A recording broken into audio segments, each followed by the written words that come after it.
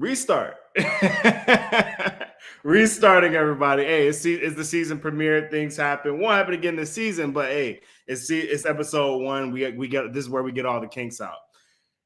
Good afternoon, good evening, everyone. I am TAZ, the host of BIMP on the Spot with TAZ, and welcome back for the season 8 premiere. As always, I would like to remind you to like, share, subscribe to the channel, and make sure that you hit that notification bell to be notified whenever we go live, which of course you know is Tuesdays and Thursdays at 7:30 p.m. I'm excited to be back. This is going to be the best season yet. You know, we try to make it bigger and better every season, and this year we're starting it off with a bang. We'll get into that in a second. But first, I would like to remind you all to go back and check out previous Tuesday's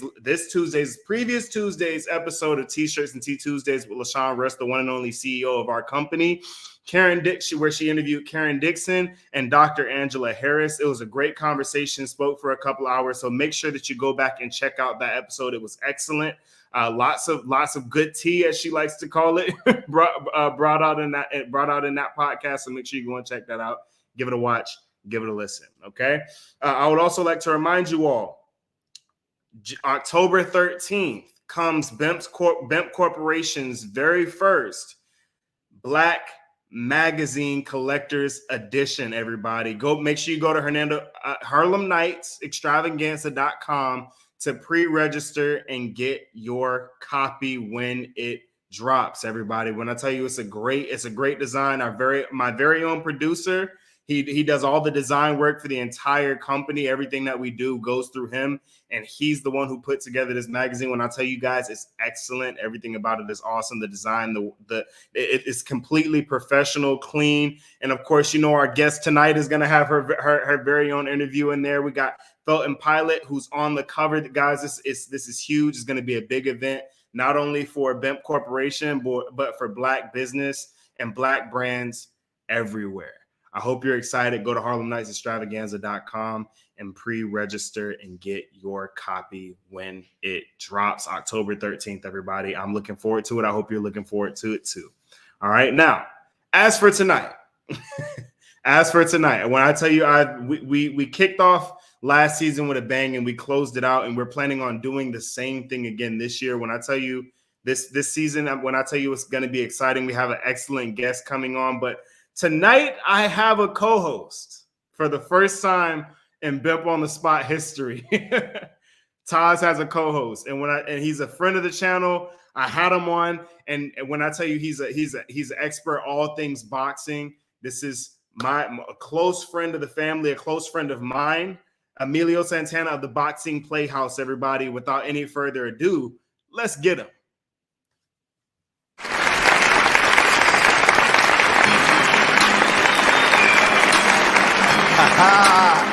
Yeah. This is how we do it right here. Check it. Yeah. It's gonna be a lot of things you're gonna hear about. It's gonna be plenty of things you're gonna see. I know. Trust me when I tell you, it's coming. It's coming. Welcome to the house, the one they talking about. Word of mouth, the Boxing Playhouse, without a doubt. All the latest and greatest boxing news, that's what it's all about. Listen, welcome to the house, the one they talking about. Word of mouth, the Boxing Playhouse, without a doubt. All the latest and greatest boxing news, that's what it's all about. Coming at you worldwide, documented, certified. Cutting through like a knife, painted, pleasure, glorified. Like the sun, I rise, right there before their eyes. Bringing the fear and the heat, only for their demise. Come on swinging and slaying, so many bodies laying. Step up your game, player, this ain't no time remaining. So amazing, God, I'm praising. Now I'm rearranging the way I'm bringing. It's captivating and stimulating. Very legendary, nothing like secondary. A true visionary, like Ford, I'm not stationary. Time for action, loving the clapping from their reaction. Cause I'm making it happen, others lay back and they laxing. Leaping into the light, shining so bright, ready to fight. I'll be the king by the end of the night, living up to the hype. No doping with screening, no time for cheating. This is my season, except for beating. Welcome to the house, the one they talking about. Word of mouth, the Boxing Playhouse, without a doubt. All the latest and greatest boxing news, that's what it's all about. Yeah. What's up, Unc? Yes, Welcome to the I show. like that. Hey, you know he do it every time, don't he? Man, he did his thing. He did his Hey, thing. I love that right there. He do it every time. I'm telling you, it doesn't matter how many times you come on. I don't know how he does it, but he finds a way every single time to do something new and better. When I tell you guys, we have the best producer on the planet. I'm telling you. You definitely do. I'm telling you. How you been? What you been up to? What's the boxing Playhouse been up to? Give us the news, man. Give us the news. You know what? We're just coming back a week ago. We had the Florida Boxing Hall of Fame right here in St. Pete, Taz. You know, the main guy that was supposed to have been inducted this year was Roy Jones.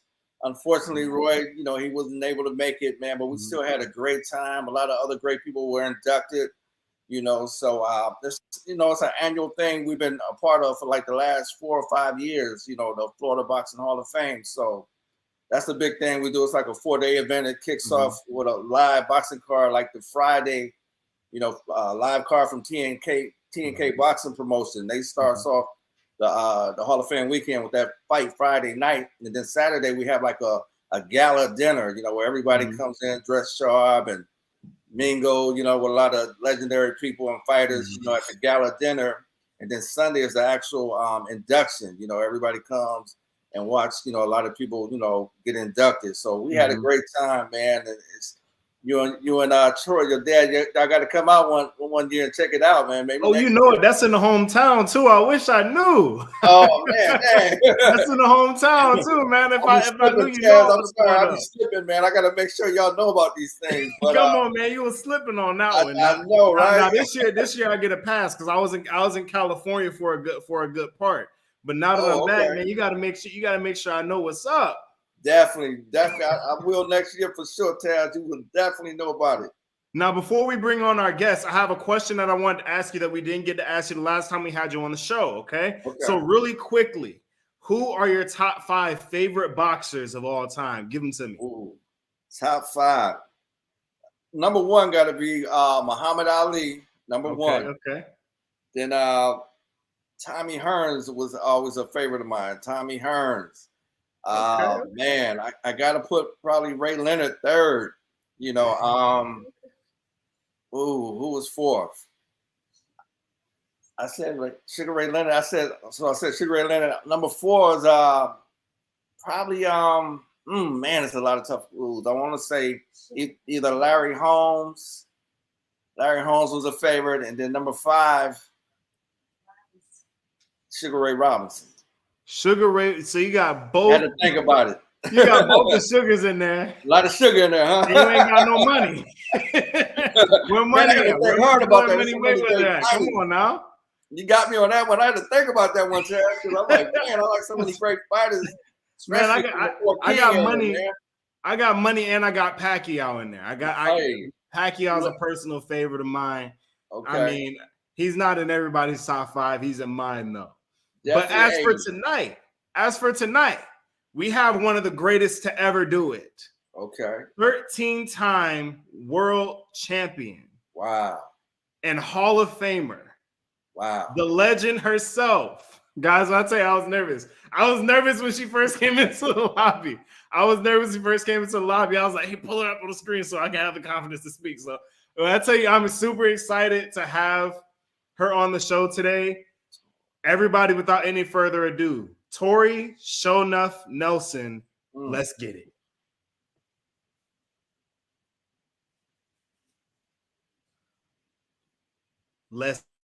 Boxing has changed my life. My name is TORI Nelson, ranked number 1 in the United States, ranked number 2 in the world. TORI's strengths as a boxer are actually multifaceted. You can't teach instincts to fight. A lunch lady, a bus driver, an IHOP waitress, and a pro boxer. And she always has a smile on her face and is enthusiastic and energized. All those things. She's a role model for so many. I'm going to go to be the world champion. That's what I'm here for.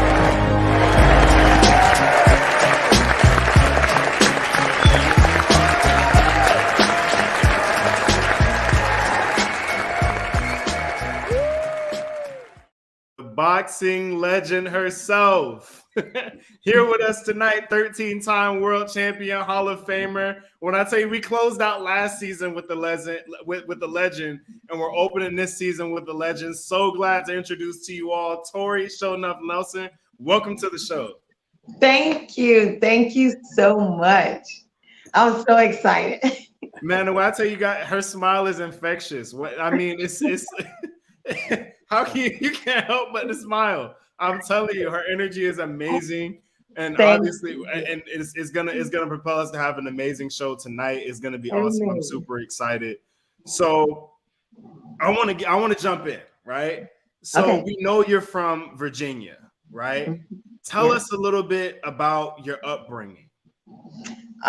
First, I'm the only girl and the baby of 3 boys. So people say, when did you start boxing? When you start fighting? I was fighting from birth, but I didn't start boxing until later. but I'm spoiled. Look, my mom was a single mom with us, and she raised my 2 cousins as well. So we had a house full, but I mean, I always played sports. I'm very athletic. So, I mean, that's me. Like, oh, and I was the homecoming queen. Oh, you? And well deserved. And well deserved. No, thank you. Emilio, I'm gonna pass it to you because I know you have a good question here. Sorry, it's a pleasure to meet you. I've been watching you for the last few years. It's a pleasure. I want to say it's a pleasure to meet you and talk with you. Thank you so much. Thank you for supporting and watching me. Thank you. Oh, most definitely, most definitely. Man, I want to ask you, how do you feel with lady boxing today? How do you feel? Has it changed a lot from when you were fighting to now? How do you feel about, then and now when you were fighting? First I want to say kudos to Clarissa Shields because she's really bringing female boxing. She is bringing it. Also, kudos to Ronda Rousey because she opened the door, like she really made it known. And for female sports, period, So, yeah, it's changed a lot. Like the pay is getting better, so much better. But like Ali, when Layla Ali was fighting, Christy Martin and all of them, of course, we were making more money than they were. But, I mean, they really opened the doors and the women before them. But for right now, like, it was just hard for females when I was coming to even get on a card because they said females don't put seats in butts. And of course, being a fighter, you have to be able to put seats in butts in order butts and seats for you to be on the show at all. You have to be able to sell tickets, Definitely. So, yeah, it's come a long way, but I was one of the ones, by God's grace, that I could sell tickets. I had a great, great following, and I'm thankful for all my supporters. Everybody would follow me. I even had some that would follow me all over the world. Wherever I fought, they were there. So that's the only way that I could make it like I did. You named a few fighters. We got a few OG fighters here, lady fighters in Florida. I was gonna throw a couple names at you and see if you recognize a name. Do you recognize a Laura Ramsey or Lady Ram or Chevelle Hallback? Yes. Okay. Chevelle and I actually just got inducted in October in the Hall of Fame in Vegas. Oh, cool. Yes, I love her. Lady Ram too. Yes, she did. Oh, she wasn't there, was she? She got inducted this year, I believe. Oh, really? Hey, man, this year, good. Lady Ram. Good job. We got a lot of legends' names coming up in here tonight. I'm telling you. A lot of legends' names coming up tonight. That's what's up. Well, congratulations, ladies. Right. And I was just telling Taz about the Florida Hall of Fame. Christy Martin was there also a couple weeks ago, last week. She was there with one of her fighters, Christy Martin. So. Oh, yes, I love Christy Martin. It's probably disrespectful to everybody, but it's okay because you can't beat me. Right. I would take Christy Martin over Layla Ali any day. Oh. Any day. I'm telling you, Christy Martin is that woman. But I'm waiting for my top 5. But Christy didn't make it. Oh, we gonna get it. We oh, best believe we gonna get to it. We gonna get to it. Now we know that you started boxing. You started boxing a little bit later for the standards of the boxing world. Usually when you get started earlier, right? But you started your professional boxing career at 29 years old. You had already had 2 kids by then. What was the driving force to actually push you to pursue professional boxing? Because it's something where you might enjoy doing something that on the side as an activity, but what was it that clicked that said, hey, I'm gonna actually pursue this and be great at it? Actually my coach, because I had fought in Golden Gloves. I had won it like 3 years in a row. I went to nationals. And then at the end, he was like, all right, T, like, this getting old. What you want to do? Do you want to keep going forward? Do you want to be pro? Or do you want to just give it up? And, I said, let me think about it. I got to pray on this and see. So I went home, and one night I was watching a documentary of Ann Wolf. And I called him the next day. I said, sign me up. We're riding it till the wheels fall off. And that's what changed my mind. And that's huge. You got something on that, Emilio? No, when she said when Tori said Ann Wolf was a dangerous woman. Oh yeah. In my top 5. I knew she would be in your top 5. I knew it. I was gonna say her name, but I said no. I'm gonna wait and let you say your top 5 because I knew Ann Wolf. Hey, so we already got 2 out of the 5 already. We might have all 5 by the time we done here tonight. Now, what would you say? I know I have an idea what your boxing style is because I have done my research. I know a little bit how you like to fight. But talk to us a little about that and your journey to knowing, because a lot of times people have an idea of what they want to be in a particular sport, whatever sport that might be. And that might not be a reality, right? You may have to kind of look within yourself and look at yourself and develop your own style that way. So was that a process for you? Was there a kind of boxer that you wanted to be and things that you had to tweak to be the boxer that you actually are? Or did you just naturally come in a slugger? I think I naturally came in a slugger because I never thought about boxing. I used to watch Mike Tyson. I watched everybody fight, but to want to fight, I didn't want to fight. I had fought enough in school, at home, in the neighborhood. So boxing was not what I wanted to do. But once I started doing it, because I had my anger issues was terrible. And my ex-husband used to say, yo, you gonna stop hitting on me. I'm about to take you somewhere. You beating people up with a smile.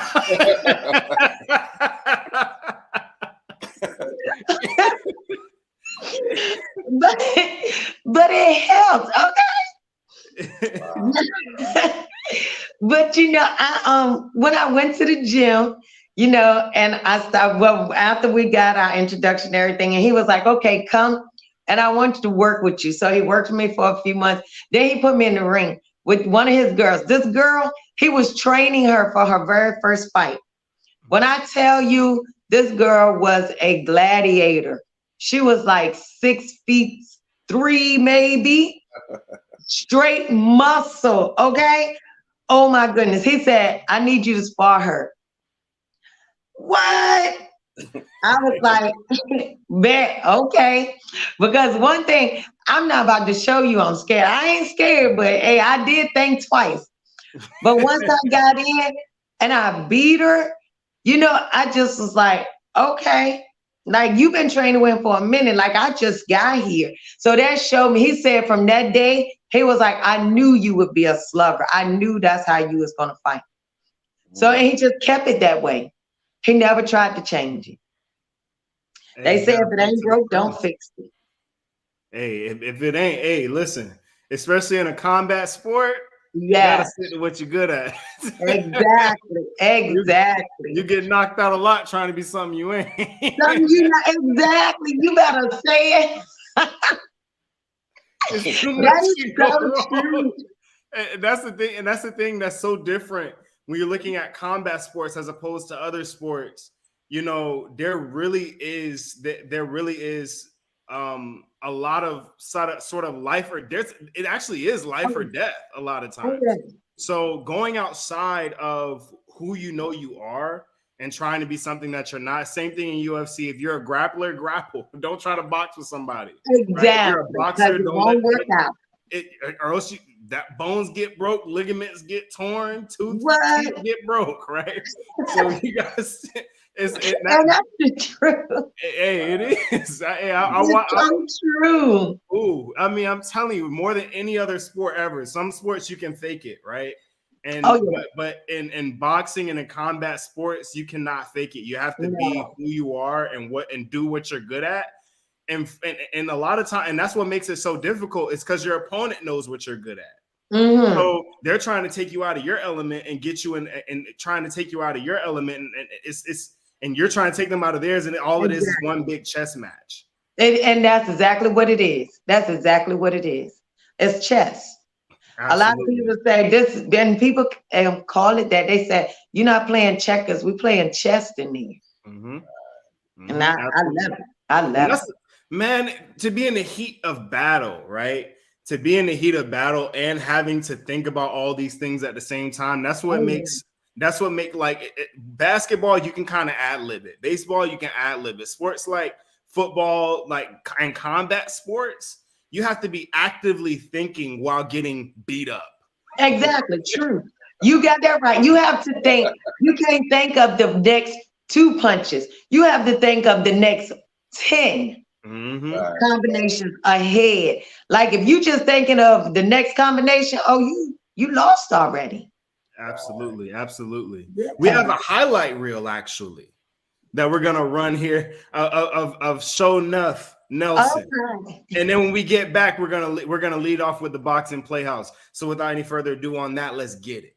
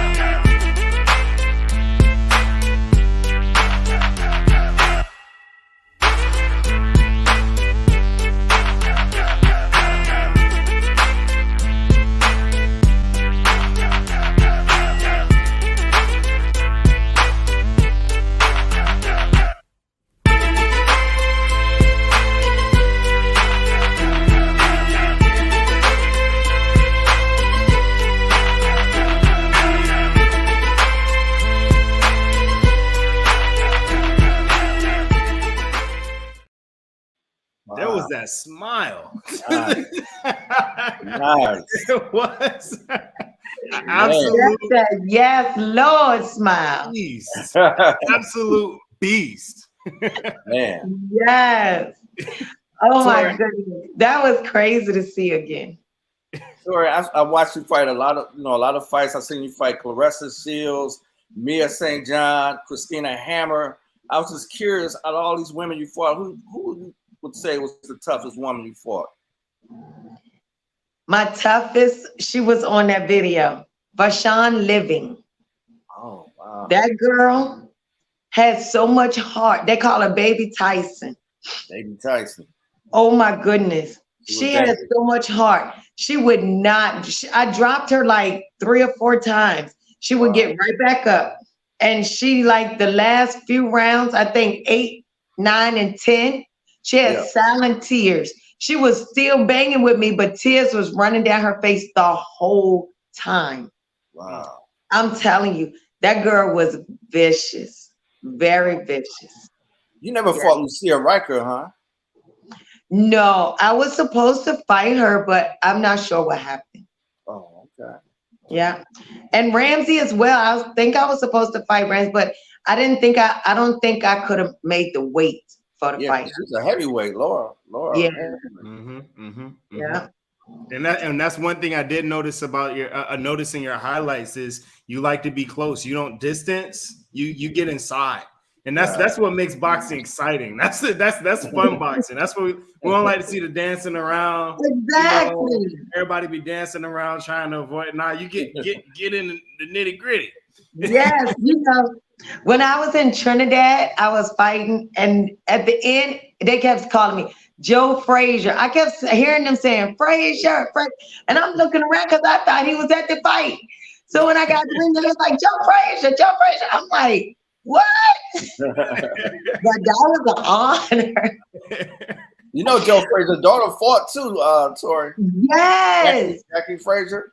Yeah, she fought Layla. Yeah, that's right. They did fight each other. Yeah, exactly. I wanted to see her fight so bad, but I didn't. And all these fights, Tori, what type of injuries did you ever take over the years? Any injuries? By God's grace, I was really blessed. You know, I had one time my eye was swollen in a fight because the girl head-butted me. So I had to finish the fight with one eye and won. Okay. And then like I threw my arm out, and one fight my shoulder jumped out of socket, but I went to the corner, they just popped it right back and won. Then this one girl, Raquel Clark, I think her name is, she hit me so hard through my mouthpiece, she chipped my 2 front teeth. Wow. That girl punched so hard. So I had to keep it close with her, and I had to fight her hard. And I know this. I know about this story. And you got her back how? Oh yeah, I beat her and won.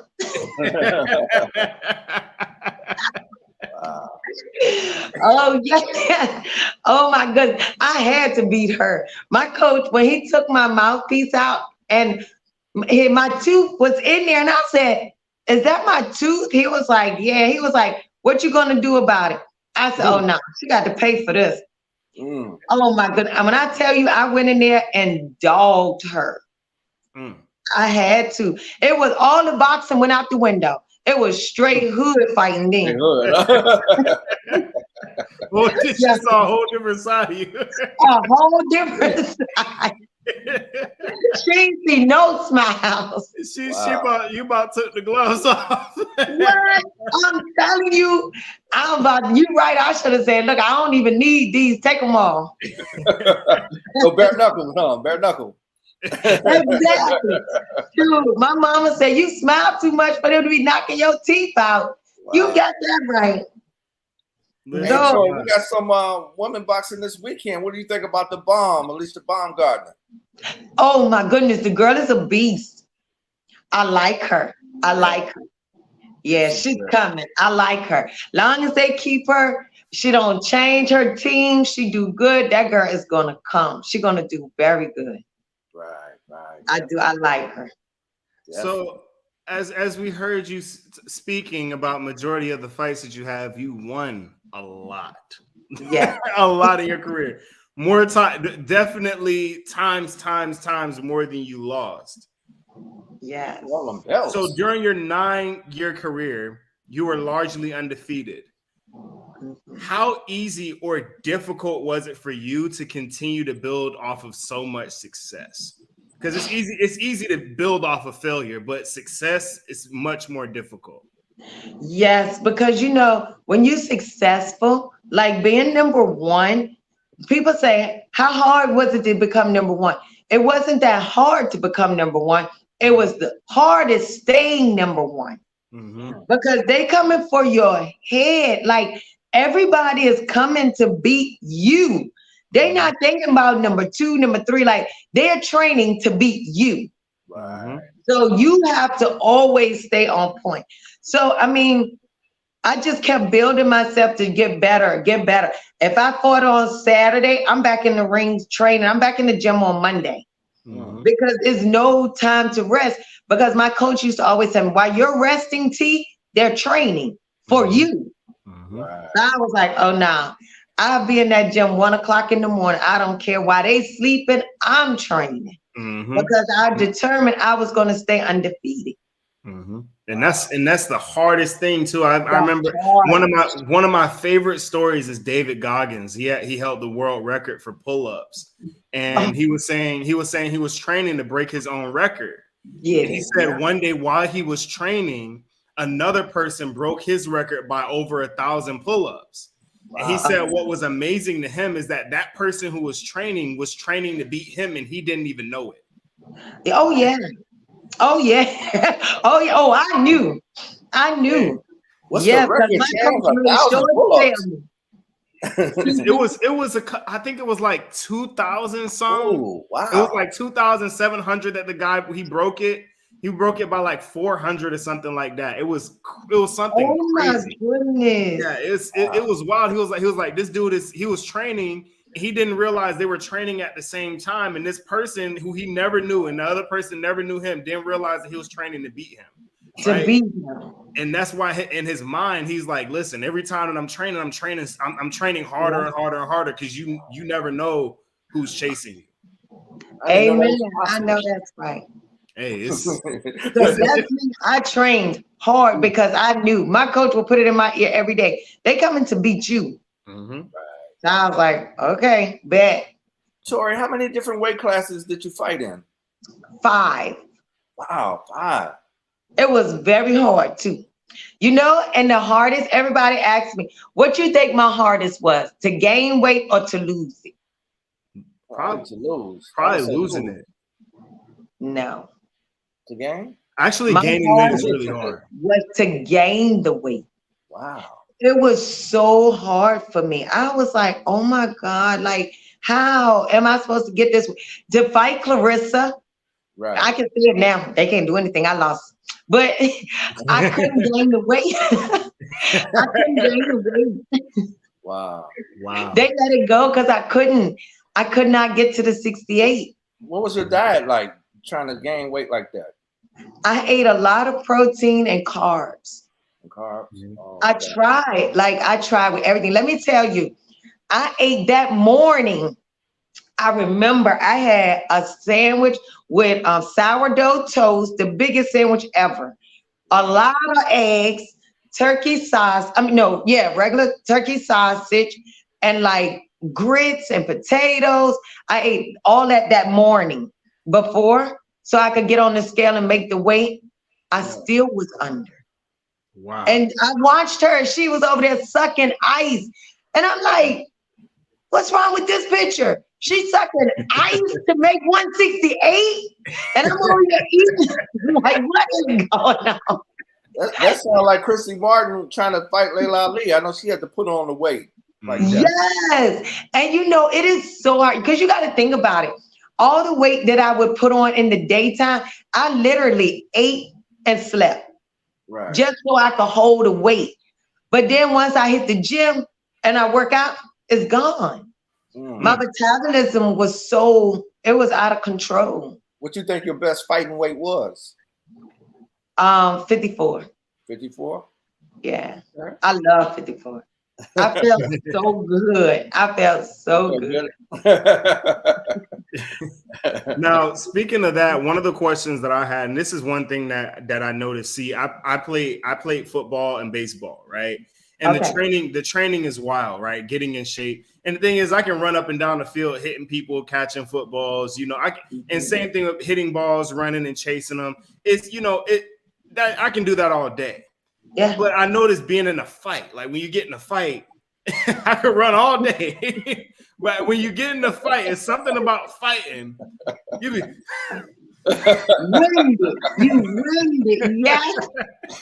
So boxing is literally one of the most physically taxing of any sport. I believe that combat sports are the most physically taxing sports that there are.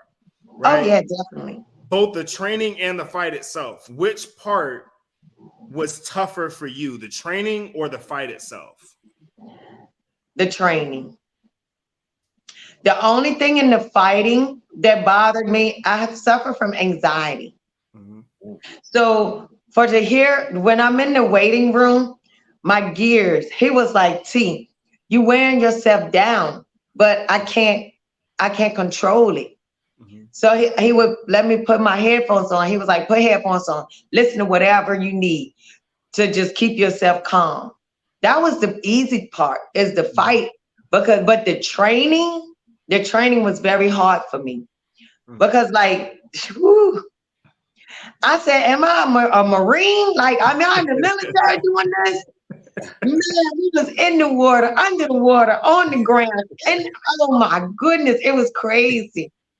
But now that I look back, like it was worth it. You know, it was well worth it. But it's definitely the training for me. Hey, sorry, I was curious, how much is boxing a part of your life now? Do you train any fighters, or how involved are you in boxing right now? Yes, I do personal training. And I know that boxing is a great way to lose weight. So I do a lot of personal training, strength and conditioning. But as far as to do a fighter, no, I don't. It's crazy, but I don't think I'm ready to train a real fighter, like someone that say, oh, I want to compete. I wouldn't. Wow. That's a lot of pressure on yourself. And I know it has to be difficult too, being as great as you were, being extremely great at anything and trying to teach someone else. True. Has to be difficult. It's very difficult because you expect you out of others. And it doesn't work. Like, you know, I was taught that you can't expect you out of other people because it doesn't work. And it doesn't. It really does. You want them to throw a certain way and they don't. So, I mean, yeah. And I told you, my anger issues come back sometimes. So I'll be like, you know what? Forget it. Just forget it. I completely understand that. I dealt with it too when I went into coaching for a little bit, and it was like, this person can't cut it. It can't cut it. And I'm looking, I'm like, I have to remind myself, it's like, his arms aren't as long as yours. His feet quick as yours. Right? Yes. But then I get to the point where I be like, I'm about to punch you. And they be like, okay. So yeah, no, I gotta stay in my lane. Has the bug hit you, Tori, as far as sometimes you want to come back to that ring? Has it? I do, yeah. I've had that itch a few times. I have. But I promised my children when it was time, when they saw a change in me and they think it was time, I would stop. And I did. When they said, Mommy, it's time, I stopped. Right. I was done. And you stopped after a win. You had a couple wins when you stopped. Yes, sir. Yes. I stopped because my grandmother's death affected me. Okay. And so in training camp, she passed. But I couldn't mourn. I'm in training camp. So I had to keep going. I got the training camp done. I fought the girl. And during training camp, my kids said, you're slow. You're not focused. Like, this is dangerous. You can go in that ring. You don't know what this girl is bringing. And it was like, you really, this is it. This is it for you. And I said, okay. Like, you know, because as a fighter, we can't tell ourselves, we don't see it, you know, that we just say, oh, I'll be better next fight, or I'll be better next fight. You got to have that person or people that you trust to be like, nah, you're not the same. You have to come out, you know, and you have to listen to them. Because like, I see some fighters that like from the past, I think they should have stopped well ahead. And I don't mean to throw him under the bus. He was a beast when he was fighting and he was focused, but Roy Jones is one. Right. Oh man, most definitely. You know, big time. Like if somebody, I'm sure they did tell him, yo, step away from me. Like you did this. So you did this much. Now it's time to step away, but he wouldn't. You know, I'm sure they told him. If they didn't, someone should have told him. But we all need that person. And so when my kids told me, you know, I respected it, I listened, and I retired. You know, I think Roy's perfect exit would have been after he won the heavyweight title. That would have been a perfect exit. That would have been you got that right. Arguably the best fighter ever lived. If you know, hands they would argue that. Hands down. Yeah. Yes. That would have been a perfect exit, but you know, things he didn't want to leave the ring. You know, he didn't want to leave. It's hard. Hey, it's hard. Hey, with any sport. I mean, the thing is especially when you start early. You know, it's in any sport when you start early, it's more difficult to walk away because so much of your life is engulfed in that one thing. And in doing that one thing, you get involved in the routine of getting up at this time in the morning and doing this and doing that and doing this and doing that. And then the thought of walking away from that thing, right? And what am I outside of this routine? What can I do outside of this routine? And that's that. And you see a lot of athletes, even after they retire, they still never walk away from the routine. They still get up. They still do the same. They still watch the film. They're still doing it as if they're about to go and play a game. Yeah, and it's so true. I have a lot of NFL friends, and I'm telling you, they out now and they still do the same thing. And I'm like, yo, like they, you know, one of them told me, he said, "Tori, I don't know who I am. That was my identity." I was like, oh, wow. But like now you have to find, like, you got to really find who you are. It genuinely is like prison. Because in prison, you have a time that you get up, you have a time that you eat, you have a time that you do this, you have a time that you do that. And when you're involved in that system for years, exactly, and you get let out. And now that there's so much time, right? There's so much time, there's so much space to do so many different things. It's a genuinely scary thing. Right? Because you feel idle, right? You don't feel like you have a place, and that's why I have a lot of sympathy for athletes when they leave the game. Yeah, because it's like you've been for a lot of these athletes, they've been doing this since they were 10, 11, 12 years old, and they're retiring in their 30, 35, 36, 37, 38. And that's all they know. That's all they know. So I can feel them too, like they don't understand, like to do something different because they don't know anything different.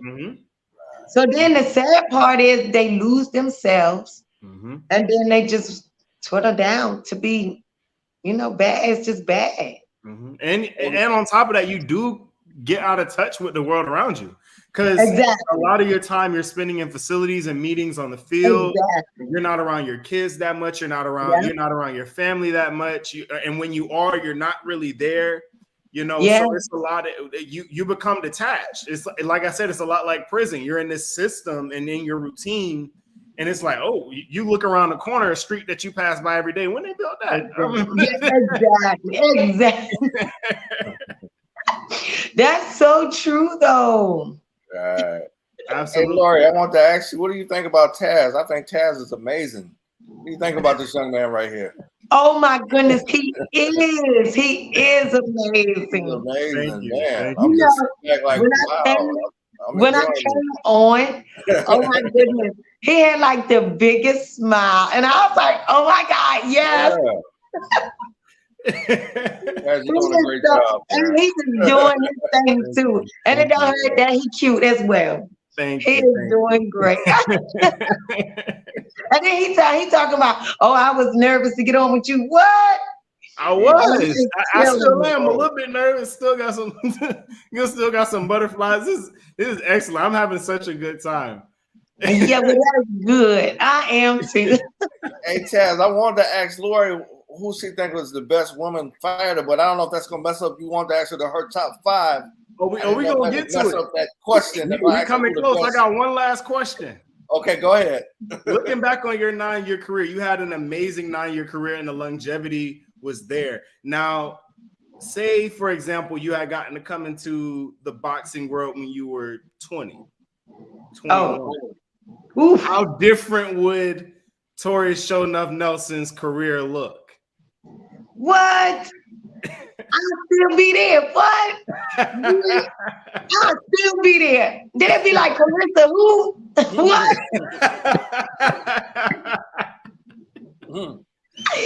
Yes, you may as well call me Bernard Hopkins, the female. Right. Because I was serious.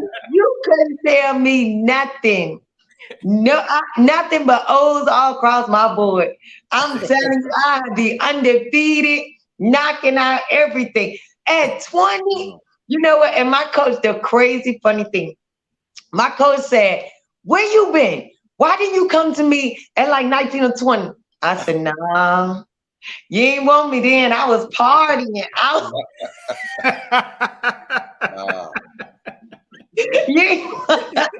You ain't want me then. Yeah, I had to come when I was ready.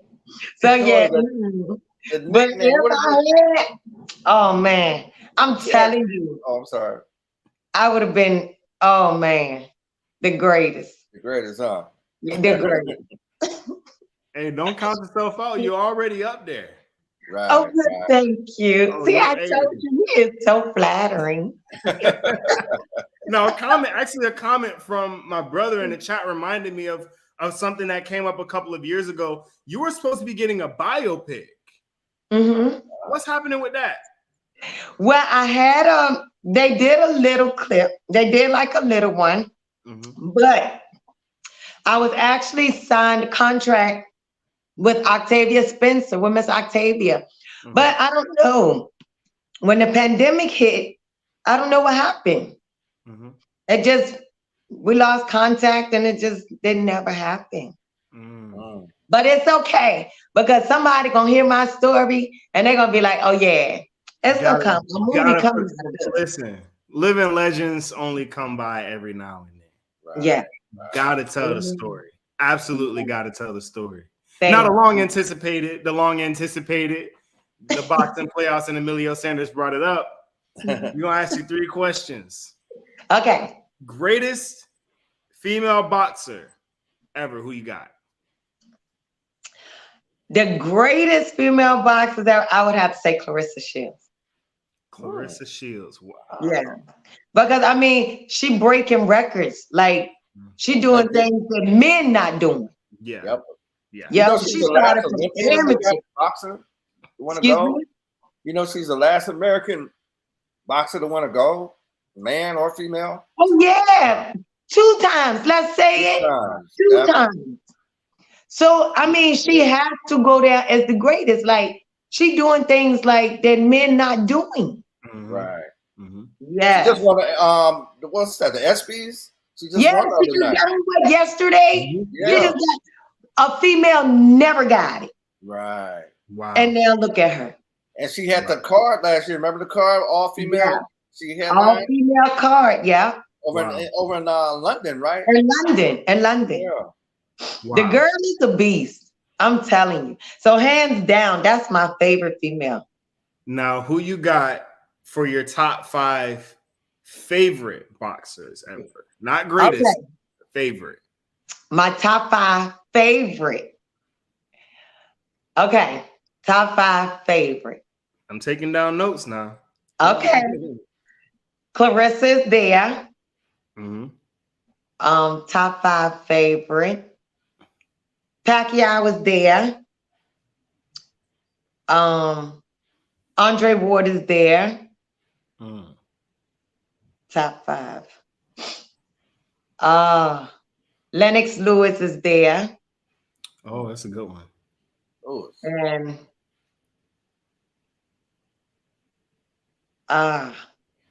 I like him, but I don't know if he's my top 5. Well, wait, he fight. It's Lomo. I like Lomo. Oh, Lomo. Chico. But good choice. Yeah, I like Lomo, but okay, I'll put him in my top 5. Yeah. Okay. Great choice, Lomo. That's a good choice. That's a good choice. That's a solid top 5. I thought you were gonna say the top lady 5. Let's get that one too then. Let's get that one. Oh. Okay. Don't be humble and take yourself out of there, because we know you up there now. Oh, you think? Okay. Okay, let's say Christy Martin.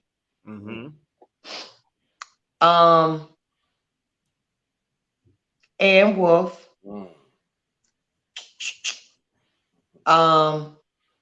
Oh my goodness, what's her name? Marshall, the Marshall girl.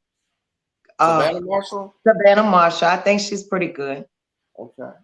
But and Clarissa. Okay. Did I say Clarissa? Yeah, you said her. Mm-hmm. Okay. Let's say okay, let's say myself. Okay. Gotta include yourself. Yeah.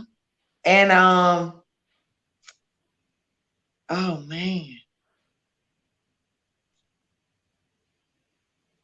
You know, the young lady, her name, the young lady we was just talking about earlier. The bomb. Yeah. Yes. Her. Let's put her. Because I don't have like a lot of strong females. Because let me tell you, as a female, I see a lot of females picking who they fight. I don't like that. You know, if anybody said, I want to fight Nelson, I don't care if you was King Kong, let's go. Like, sign the contract and we fighting. But I see a lot of girls that want to do, because Mayweather done set the standards very high, that everybody got to have an O. No. Like, the greatest, they lost. Right. Ali lost. Frazier lost. You know what I'm saying? Bernard lost his first fight. You know? So everybody, but now everybody want to duck and want to fight C class and don't fight A class because they want to not have a loss. Like that makes people get old. Yeah, I don't like it. I don't like it. I'm gonna tell you this right now. If the Manny Pacquiao and Money Mayweather fight happened when it was supposed to 2 to 3 years earlier, he would have had a different outcome. Yeah. Different outcome. You got that right. You got that right. Who did you want to fight? This is a comment that we have in the chat here. Who did you want to fight but never had the opportunity? Good question. I wanted to fight Layla McCarter. I wanted to fight her. She's a good fighter, and I wanted to fight her. We had it up once, and then I don't know what happened. I think some on her side, I don't know, but I didn't get to fight her. But I wanted to fight her. Sure, you like Cecilia Brackus? I haven't, no.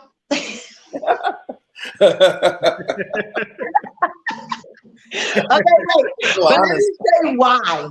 Because let me say, yo, this chick, she ducked me so many times. What? I supposed to went there, she supposed to came here. Everything was good, but now you hurt your hand. Or something always happened. So I'm just yo, whatever. You know? So can you see she's not in a hurry to fight nobody that's gonna give her pressure? Yeah. Right. So I want to say, it's a young lady that I met a few months ago in Orlando. Matter of fact, she's fighting next month on the Zone. Shadeja Green. Well, I'm kind of hyped on her. I watched a few fights on YouTube, and she's in line number one in that middleweight division. Really? Yeah, Shadeja Green. She's matter of fact, Jake Paul promotes her. She's undefeated. Oh, wow. 13-0 with 12 knockouts. She got power, and I think her and Clarissa is heading on a collision course. Really? I'm gonna pull her up tonight. As soon as we get off, I'm pulling her up. Yeah, pull her up. She's got a fight coming up on the Zone on Jake Paul card August 5th. Okay. And, she's in line. What's the girl that fought last week? Was it Marshall that won? Marshall and Marshall. Yeah, Freyshawn Cruz. Yes. So now she's her number one mandatory. They just said it the other day. She got to fight Shadeja Green. Really? Oh wow. Okay, I'm gonna pull her up. Yeah, pull her up. Okay. So is she on Marshall level? Yeah, she can box. You gotta watch. You gotta look at her. Okay, I'm gonna pull her up and look. Yeah, so I'm kind of hyped on that young lady there. I watched a few of her fights, and I got to hang out with her in Orlando a couple months ago at a card. So yeah, check her out. Okay, I might become a new fan. Yeah, oh yeah. I told her that too. I said, I told her at the swimming pool. I said, you got a new fan. I was up watching those fights in the morning. And I said, man, This girl is dangerous. What? Okay, thank you. I'm gonna check her out when I get off. Deja Green. Okay, thank you. All right. Just to give the viewers an idea of what kind of beast you are. How many belts did you win? 13. And what were they? World title belts. I have, oh my goodness, I can't name them all. I don't even know what they all are. Look, See that WBC green one right there, that green WBC. Yeah. Look, oh yes, that's my baby. I won it in Trinidad against Mayweather's team. What? Yep. Yes. Yep. Oh my God, that was a fight. Damn, what's that girl that was fighting for Mayweather? The Jones girl. Jones. Dang, I can't think of the one girl that was. But the girl I beat was Rivas. Something Rivas. She was on their team. But how about let me tell you, boxing is terrible. How about I beat her up? I took the belt, I brought it back. They dropped her and called my team the next week. What? Wow. Where you do that at? How you do? Wow, ain't that so? That was terrible. No, thank you. So what if I lose? Then you gonna drop me too? Wow. Oh no. No. I'm thinking about Ava Knight. Do that name recognize Ava Knight? Yes, Ava Knight. She was with Mayweather. She was so good, but she retired now, right? I haven't seen her. You know, I saw her fight in Memphis. I went to Memphis and seen her fight. Yeah. I haven't really seen that on her in a while. Me either. I think she retired, but that girl was a beast. Yeah, she was with Mayweather. She was with the money team. Oh, I didn't know she was with the money team. Yeah, she was with Floyd was there that night when I went to Memphis. They was all together. So maybe she made them mad. Right? Forgive me, Lord. Forgive me, Mayweather. Yeah, I heard him be playing though. He be like, "Oh, you ain't trying to fight? You gonna lose? Bye." Hey, y'all, she's got more world titles than Bill Russell. She's that kind of legend. I love him. You're amazing, God.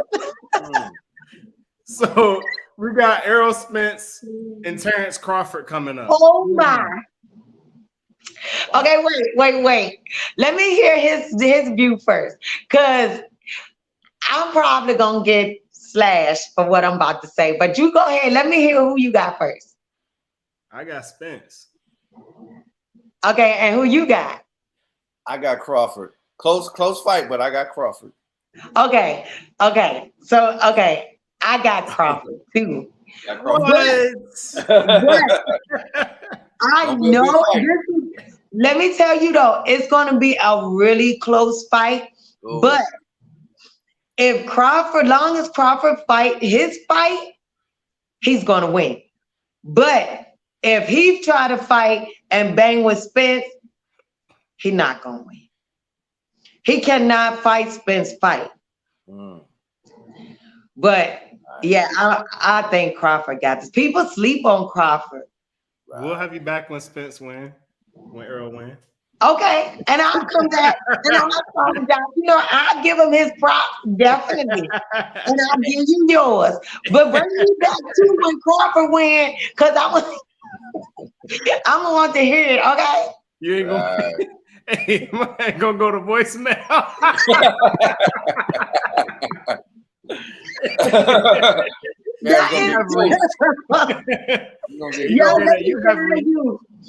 I'm about to call you. I'm about to get your number. I'm gonna call you as soon as I see that they raise his hand.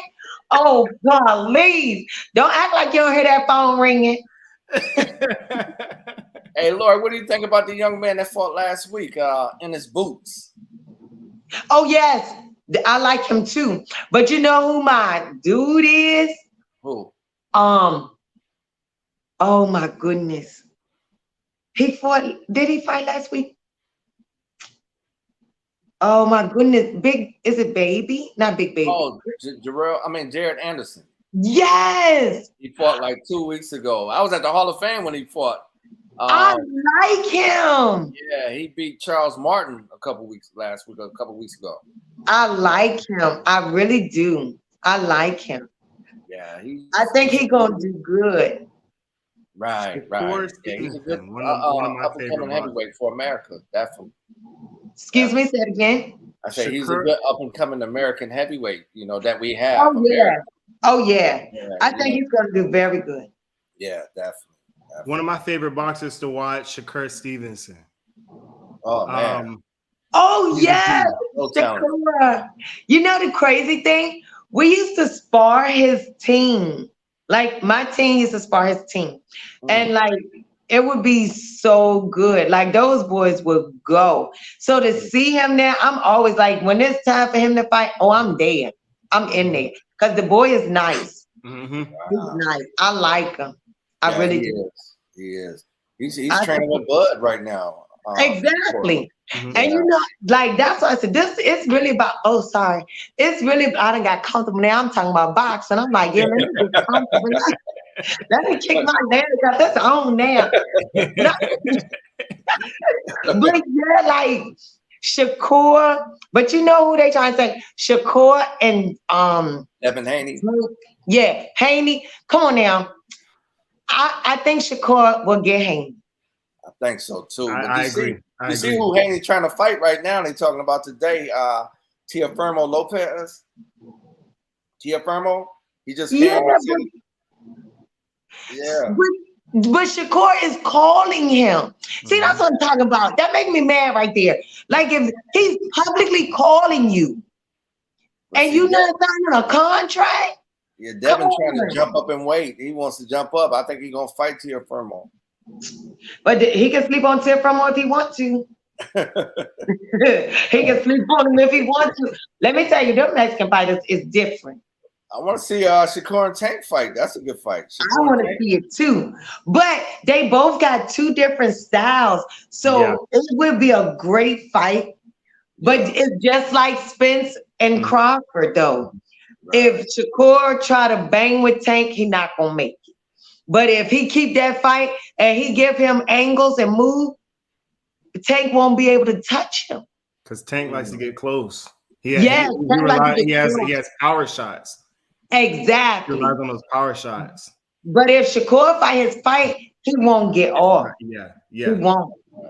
That's another Spence and Crawford, I'm gonna say. Yep. Hey Laura, being in this boxing game, who were some of the people that you were very excited to meet? When you got to meet some of these, big name fighters. Did any of them let you down? Sometimes these guys will let you down when you meet them in person. No, everybody I fought was awesome. Mike Tyson, I was with him for a few times. Oh my! And you don't know, but I love him from day one. When I was like, who is this in all black knocking these people out like this, making me waste my money? I need to get a whole good round. Right. And and he is the reason I wore all black. Oh, for real? My whole career. Wow. I was all black. My whole career. All black. No socks, all black. And I met the Spinks brothers. Okay. I met them. I was actually I met Ann Wolf. Okay. Oh my goodness. I met a few. I met like a lot. You ever met Muhammad Ali?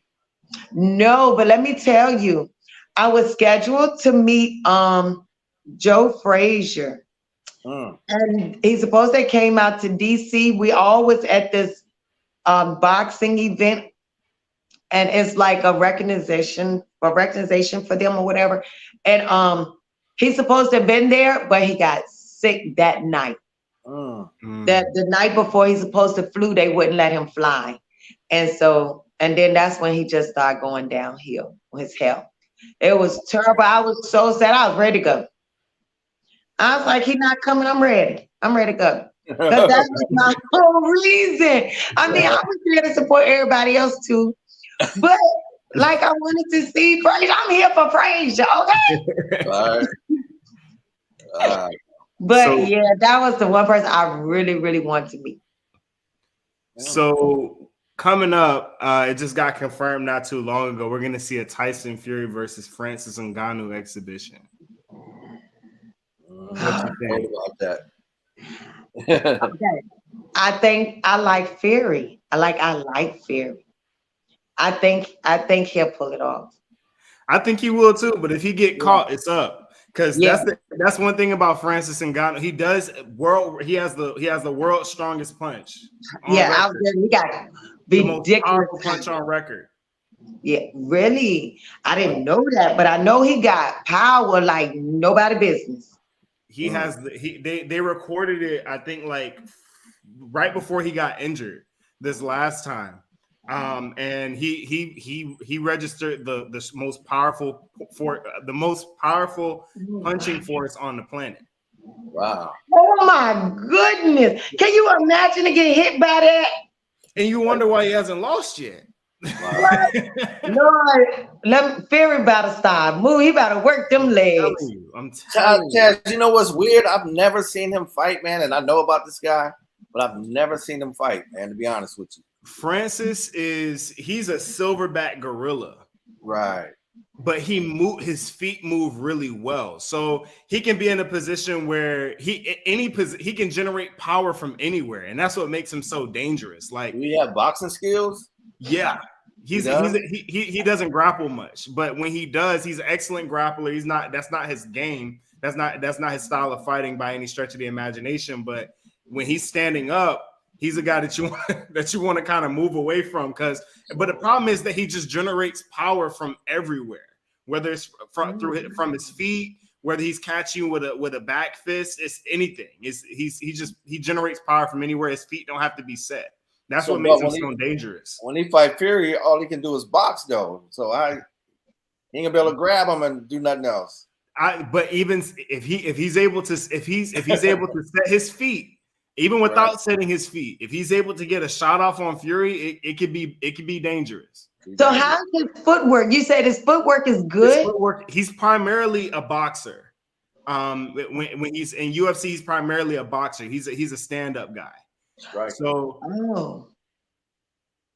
it could be interesting. It's definitely going to be interesting to see what happens. I think it could end up being sort of like what we saw with Wilder and Fury, but I believe that Francis Ngannou presents an entirely different level of danger for Fury than Wilder does. Oh, wow. I want to see that then. I'm gonna definitely watch it. I think that's in October, right, Taz? It's in October. Wow. And I wouldn't be surprised if Francis Ngannou sheds a couple pounds. Oh wow. I wouldn't be surprised if he sheds a couple pounds, or even if he put on pounds. I don't think he would. I don't think he would add weight, especially coming off of an injury. But it's an exhibition. But if he sheds a couple pounds and he gets faster. So it's not for no belt or nothing. It's just an exhibition. Exhibition. Oh wow. Okay. It should be a good one. Last question before we wrap it up. We have a question in the chat that says, "Were you a big trash talker in the ring?" I have a hunch. I have a hunch. Whoever said that, you dead wrong, and you must know me. Personally. Whoever wrote that, you dead wrong, and I'm gonna find you. Okay. Yes, I talk trash. You hear me? She's from Virginia. That's where Randy Moss came from.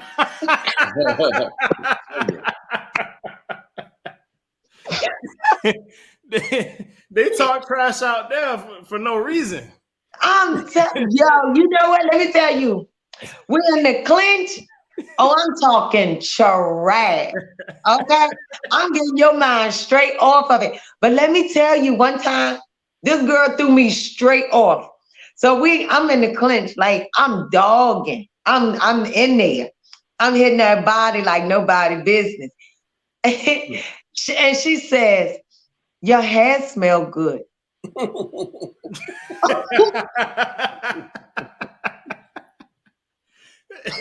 Yeah, I had to step back and like, look, I got on my bike for a minute because I'm like, wait, I got to get myself together. Like, what was that?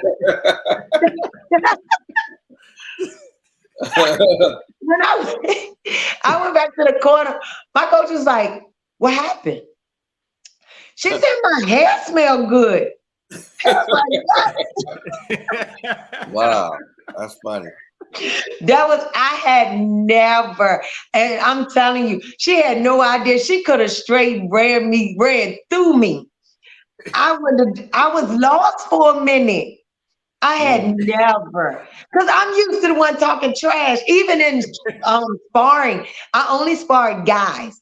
Let me tell you, I would get them so mad. I talk trash to them so much. They would be like, my coach would be like, all right, get in with T. Man, ain't nobody trying to listen to T-Mouth tonight. Sorry, did you grab your hair in the middle? I mean, when you was taking a break, you know oh, you know I wanted to. Yeah. On 100, if I ain't had those gloves on, I would have. Because I would have been like, what? I couldn't believe it. She definitely did. But yes, I'm a big trash talker. Yes. Yeah, I knew it right away. It was, as soon as I found out you was from Virginia, I was like, oh, she talk trash. Huh? As soon as I found out you was from Virginia, I said, she talk trash. Oh yeah, all day. Oh, all day. I said, I don't curse, but I'll make you feel like I done cursed you out. Talk about your grandma. I talk about everybody. I do. Oh, Tori, you said Virginia. I thought I heard a little New Jersey in your voice a little bit of New Jersey. Yeah, I'm from New York City. That's where you from? No. Oh, okay. I'm from South Virginia. I'm right on the North Carolina line. Oh, okay. That's what I was thinking. Excuse me? That's what I was thinking, because a close friend of mine is from Raleigh. Oh, okay. And they sound like me? Exactly. Oh. But you know what? Here, I'm in Northern Virginia now. I'm like in DC area. Let me tell you, when I came here, the people told me they thought I was from Mississippi or Louisiana.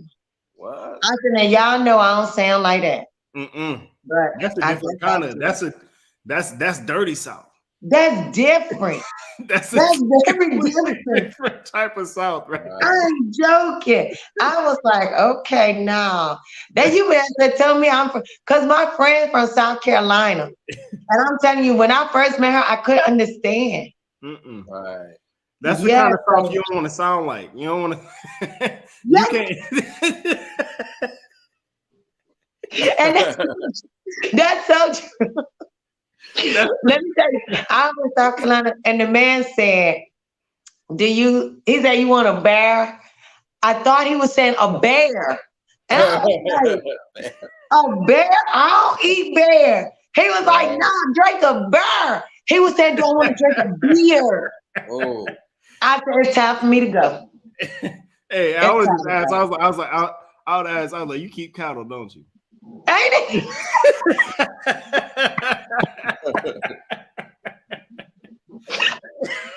Y'all terrible. Y'all terrible. You have a horse somewhere. That's so funny. Oh my God. I know my PR said Tori can't go nowhere, but it's not me, Desiree. This is not me acting up. It's them. Oh, you started it. Chaz, I had one last question I wanted to ask Tori before we cut, man. Tori, your nickname, SHONUFF, where does that come from? And I mean, who gave it to you? And now, you know, you saying it like football pads, was it? No. Y'all should be ashamed of yourself.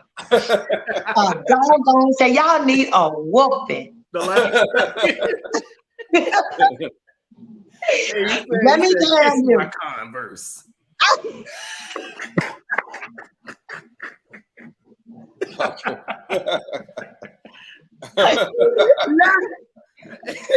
I ain't coming on this show no more.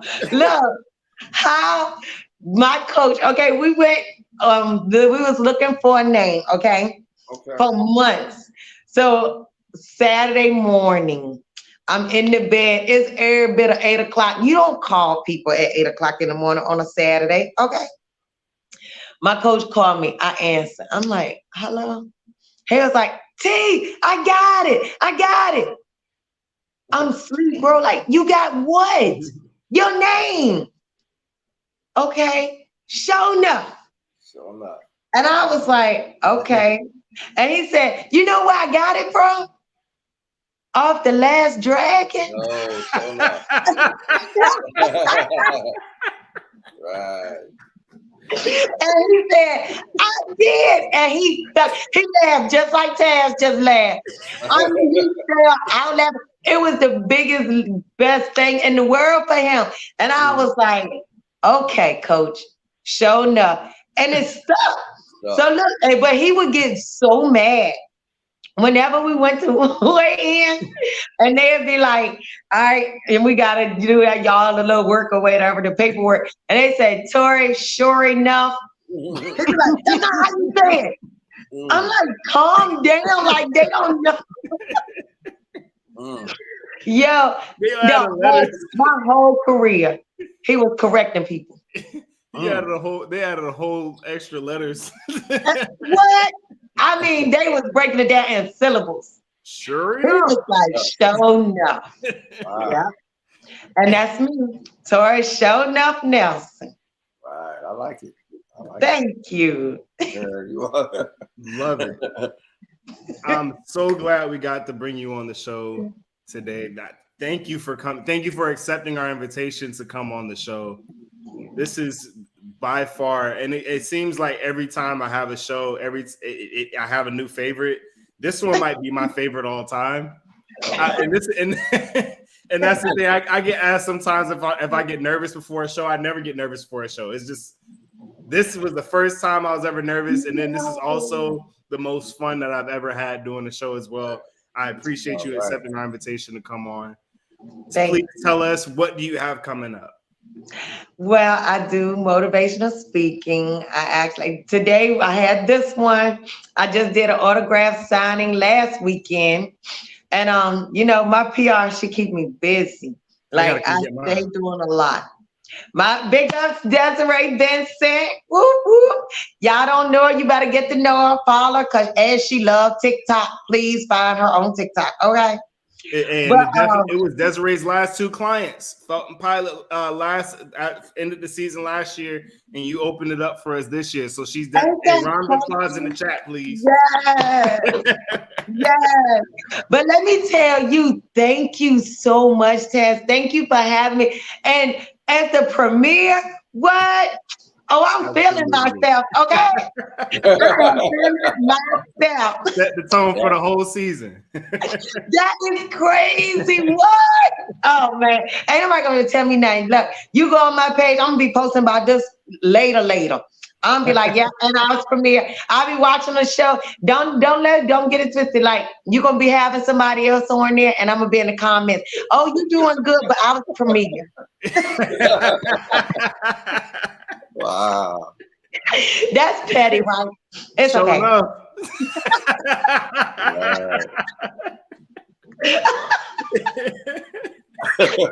Y'all terrible. I'm coming for my autograph too. You know, I'm coming. You got it. And I'm coming for mine. Boxing Playhouse, Emilio, what do you have going on? Where can we find you? Where can we follow you? Well, you know, we're on all platforms. You can catch us on Facebook, Instagram, Twitter, all that stuff in the above. We got some boxing coming up next month, Taz. Some local cards back here in St. Petersburg, Orlando. You know, Jake Paul has another card coming back. I think August 5th. We might be a part of that card. And then with TNK, you know, the boxing promotions here in Tampa Bay area in September, we got some stuff coming up, man. And I'm about to put a line of these cups out, man. We got some more BPH clothing coming out too. Okay. Hey, you're gonna have to put me on. Right there, man. This was at the Hall of Fame. You know, we gave 2 people a cup this year and last year at the Hall of Fame. So this is starting to become part of the Florida Boxing Hall of Fame. So we got a few things coming, man. There you go. Hey, man. The podcast, Boxing Playhouse, after dark every Thursday night. I cut tonight just to be on here with you guys, man. So hey, that's thank what's you, up, man. Thank you. Yeah, we got ladies' night every first Thursday. Every first Thursday of the month is ladies' night. So maybe we might be able to get Lori on one night with the ladies, man, on Boxing Playhouse. So yes, I would love it. Yes. Absolutely. So, yeah, I appreciate on the spot where connections are made. It's a pleasure to meet Lori, man. I'm so thankful, and thank you guys so much. Absolutely. We thank you for coming on, man. Thank you for coming on to being the Bimp on the Spot's first ever co-host. Hey, I appreciate it, man. Hey, man, and when you go out to one of those fights, you gotta let me know. I will, Taz, and I apologize about the last Hall of Fame, man. You know, I had so many people calling me and wanting this and that, man. But next year for sure, man.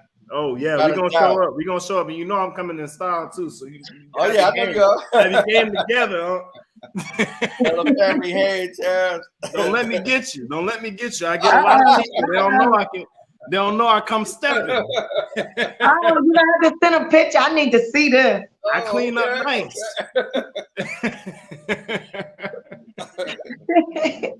Thank you, everybody, for tuning in tonight to tonight's episode, the premiere of season 8, Bimp on the Spot. We hope we set the tone for the rest of the year. I doubt it's gonna. It's gonna be very hard to top what we just did here tonight. It was excellent. We had a great time.